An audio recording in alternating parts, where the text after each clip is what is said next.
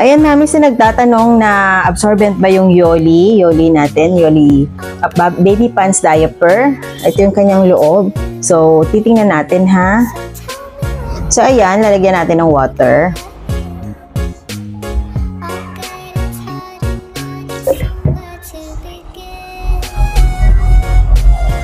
Ayan. Wow, ang galing. So, ang daming nilagay ha. Ang dami kong nilagay, oh. Sige, lagyan pa natin. Hanggang sa doon sa puwitan. Oh, may laptop. Ayan. Siguro mga 2 ihi, 3 ihi na yun.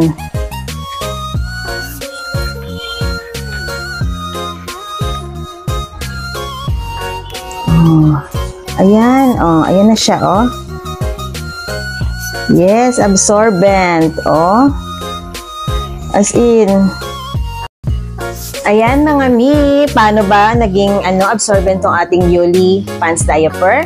Tingnan mo, nilagyan ko siya ng mga ilang baso din ng tubig. Ayan. So, tingnan natin ha. Ayan, oh. Oh, diba?